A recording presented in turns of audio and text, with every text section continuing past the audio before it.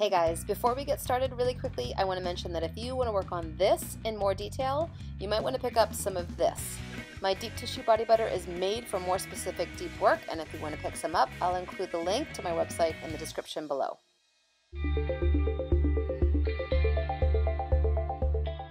I'm about to paint the QL on my friend's back here, and just to reiterate, the QL stands for Quadratus Lumborum, Quadratus for 4, it has 4 sides, and Lumborum for lumbar because it's in the low back. So this was a really fun muscle to paint, but the difficulty came when I was trying to stress how deep this muscle is.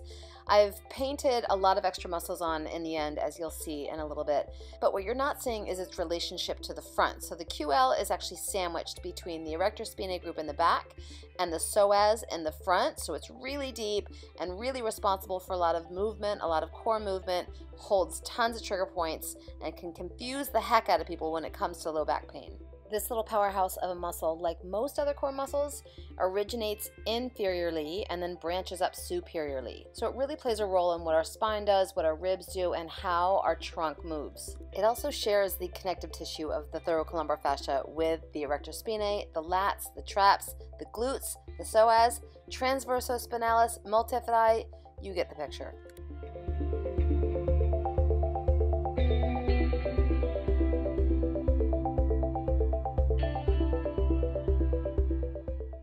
As I start to paint on some of the other low back muscles that surround the QL and are related to the QL, and let me please note that I couldn't even come close to painting all of them, there's so many, I want to point out a couple of interesting tidbits about this little guy. One of the main functions of the QL is to grip onto that last rib during inhalation. So when we take a deep breath in, the QL is hanging onto that last rib and pulling it down so that the rest of our ribs can go out and up, allowing our lungs to really inflate. The problem then becomes when we don't take that deep breath in, we also don't exhale all the way, and the QL then becomes chronically shortened. It doesn't really do what it's supposed to do, and it gets really angry. There are a host of other factors that can really piss off the QL, but ultimately, when the QL gets mad and holds onto that anger, it creates a pain that is so sharp it can feel stabbing, and it can bring somebody to their knees. So knowing where the QL is and knowing how to release that QL tension can be the resolution to some serious back pain.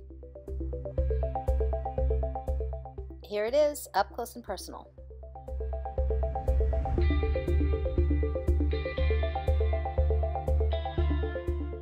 I don't know if you guys can tell this, but that muscle on the left that's cut is the same one that's on the right, the erector spinae. So the QL lies underneath all that stuff that's on the right. This muscle also does stuff. What a cool concept. So it's hiking the hip up to the left there, that's a lateral pelvic tilt, and it also brings our torso over to the side, that's lateral flexion of the trunk.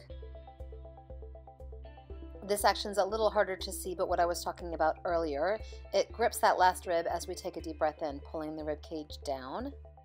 And last but not least, it extends the vertebral column, so my model here is actually doing Superman, kind of hard to see. Pretty cool muscle though, don't you think? Don't forget to hit the thumbs up button, don't forget to subscribe, and if you want to check out my video on how to work the QL, I'll include that link in the description below.